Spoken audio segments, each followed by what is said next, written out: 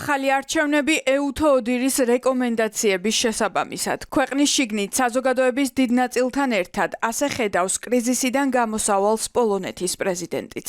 ანჯეი დუდასა და სალომე ზურაბიშვილს შორის გუშინ ვრცელი სატელეფონო საუბარი შედგა. პრეზიდენტმა პოლონელ კოლეგას დეტალურად უამბო ბიძინა ივანიშვილისადმი მისი შეთავაზების შესახებ, რაც ახალი არჩევნების თარიღის შეთანხმებას გულისხმობს. მე ველაპარაკე პრეზიდენტ ზურაბიშვილს საქართველოში არსებულ ვითარებაზე. დავარწმუნე ქალბატონი პრეზიდენტი ჩემი ურყევი მხარდაჭერით მისი ხელმძღვანელობისა და ქართველი ხალხის ევროპული მისწრაფებებისადმი. მათ აქვთ განუყოფელი უფლება სვლა გააგრძელონ ევროპისკენ. ახალი არჩევნები ევროპის უსაფრთხოებისა და თანამშრომლობის ორგანიზაციის რეკომენდაციების შესაბამისად არის გამოსავალი არსებული კრიზისიდან. სალომე ზურაბიშვილს სატელეფონო კომუნიკაცია რამდენიმე ევროპელ ლიდერთან ჰქონდა.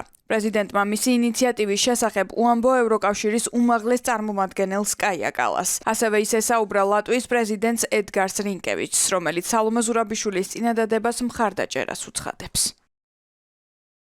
მე მხარს ვუჭერ პოლიტიკურ ძალებს შორის დიალოგის დაწყებას ევროპული გზის უზრუნველსაყოფად და არსებული კრიზისის მოგვარების მიზნით პრეზიდენტის მიმართ გამოხატული მუქარა მიუღებელია. სატელეფონო საუბარი შედგა ჩეხეთის პრეზიდენტთანაც. პეტრ პაველს მაგიდაზე უკვე უდევს ჩეხეთის პარლამენტის რეზოლუცია, რომელიც ოცნების არალეგიტიმური მაღალჩინოსნებისა და მოსამართლეების დასანქცირების მოწოდებით მთავრობას მიმართავს. გასულ პარასკევს EUTO-მ გამოაქვეყნა თავისი ანგარიში საქართველოში არჩევნების შესახებ, რასაც პრეზიდენტ სალომე ზურაბიშვილის მოწოდება მოყვა. განიხილება უახლესი მოვლენები. მან მაცნობა არა მხოლოდ ოქტომბრის არჩევნების სხვადასხვა ხარვეზებზე, რომლებიც ხაზგასმული ანგარიში, არამედ მიმდინარე რეპრესიების, ძალადობისა და ბოლო საკანონმდებლო ცვლილებების შესახებ, რომლებიც სულ უფრო მეტად აახლოვებს საქართველოს რუსეთს. მე მხარს ვუჭერ პრეზიდენტის ძალისხმევას ამ რთულ ვითარებაში, ისევე როგორც საქართველოს მოქალაქეებს, რომლებიც აგრძელებენ ბრძოლას თავიანთი ქვეყნის დემოკრატიული მომავლისთვის. ევროკავშირის წევრ ქვეყნებთან ერთად წნეხი ქართულ ოცნებაზე შეერთებული შტატებიდანაც იზრდება. ბაიდენის გარდამავალ ადმინისტრაციას ტრამპის გუნდი სულ უფრო და უფრო მეტი წევრი მოუწოდებს ბიძინა ივანიშვილისა და ოცნების ლიდერების დასანქცირებისკენ და დემოკრატებს არასაკმარის ქმედებაში ადანაშაულებს. ერთ-ერთი ასეთია კონგრესის წარმომადგენელთა პალატის საგარეო კომიტეტის თავმჯდომარე, რომელიც ივანიშვილს კორუმპირებული მარიონეტების ოსტატს უწოდებს.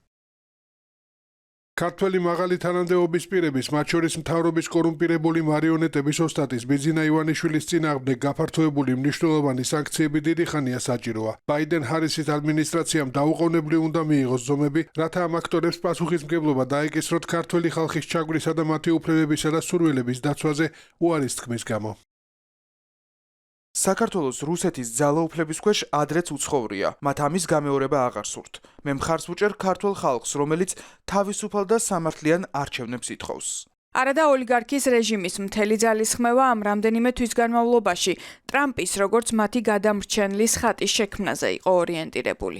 ჩვენთვის მთავარია ტრამპის ადმინისტრაცია. ეს არის მთავარი. დანარჩენი ყველაფერი არის მეორეხარისხოვანი, როგორც სიტყვის ტრამპი იქნება ისე. მანამდე სხვა ვიღაც ამბობდა რაღაცას და იმას მიყვებოდა ჰელსინკის კომისია, რასაც სიტყვის ტრამპი იქნება ისე. ამიტომ ჩვენთვის მთავარია დონალდ ტრამპთან ურთიერთობა. ეს პროპაგანდაც ნელ-ნელა იმსხვრევა. ქართული ოცნების რიტორიკაც თვალსა და ხელშუა იცვლება. თუ აქამდე 20 იანვარს ტრამპის ინაუგურაციას ელოდებოდნენ, ახლა ამბობენ, რომ მათი საქმე თავად უნდა გააკეთონ. ის რა თქმა უნდა გაატარებს ამერიკის ინტერესს. ისევე როგორც ჩვენ უნდა გავატაროთ ჩვენი ქვეყნის ინტერესი. ჩვენ გასაკეთებელს აქ ვერც ტრამპი ვერ გააკეთებს და ვერც რომელიმე ევროპული ქვეყნის წარმომადგენელი. ახლა ამ გარდამავალ პერიოდში ტრამპისა და ბაიდენის გუნდები რომ შეთანხმებულად მოქმედებენ, ამაზე მიუთითებს უსაფრთხოების საკითხებში ტრამპის მომავალი მრჩევლის მაიკ უოლცის განცხადებაც, რომელიც ყველა მათ არაკეთილ მოსურნეს ახსენებს, რომ ახლა მათ შორის დაპირისპირების გაღვივებისთვის კარგი მომენტი არ არის და ისინი ერთობლივად იღებენ გადაწყვეტილებებს.